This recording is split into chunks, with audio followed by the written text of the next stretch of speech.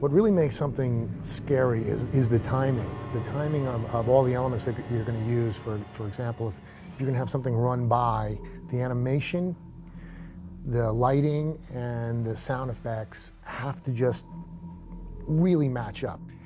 I think timing relates to fear in that the best type of scare moment is the one that even if you know it's coming, it can still scare you.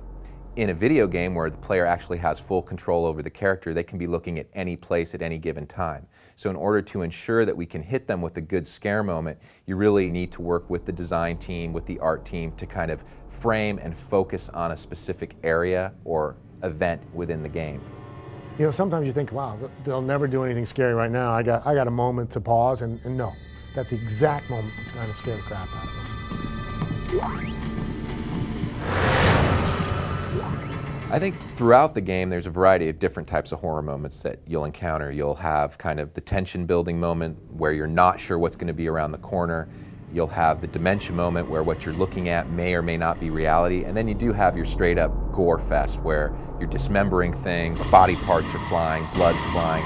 And the way that we use them really determines what that setting is. Sometimes you have a scary situation that relies completely on audio. It's just something that you're hearing out of the corner of the room. Sometimes it's all about the imagery. You walk into a room, nothing else happens, but you just know something really disturbing and nasty went down here.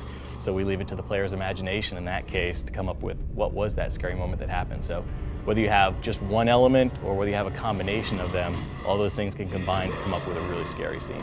In order to kind of get those scare moments where you really make somebody jump, you really have to kind of fake them out by bringing the game down. You can't be at 100% all the time.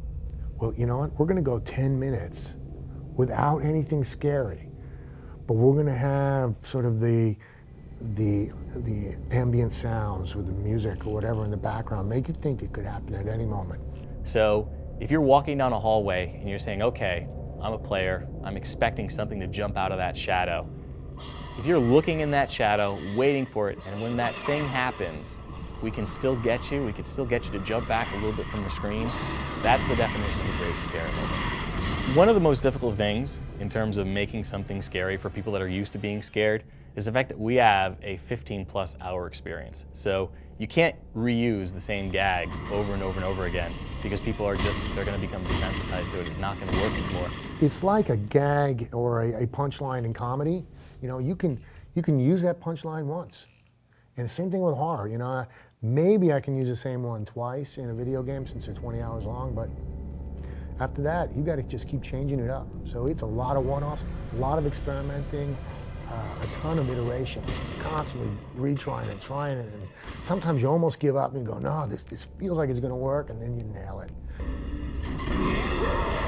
When we're trying to grab the player's attention and make them look at a scripted event, we use a couple different tricks. One of them is an audio stinger. And an audio stinger is basically that little ding that you hear in a horror movie when the cat runs across the camera and nothing really bad happens. You've got to get the stinger just right.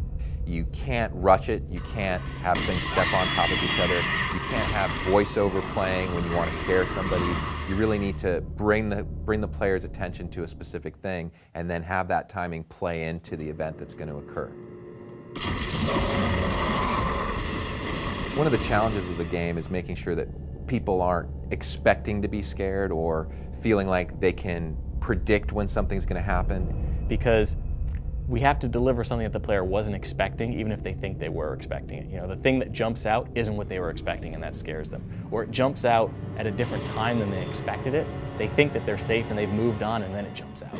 Those are all the things that timing has to do with that will really deliver on that scare moment at the end. It's a combination of putting them in the right mood, getting them in the right mind frame, kind of really pointing them at something that you want them to look at and then hitting them with something else. I think it's very challenging to establish something that's going to be scary for people. And I hope that it comes across in Dead Space that we did a good job of nailing the horror and getting people to jump at the right moment. And most importantly, just enjoying the game experience in general.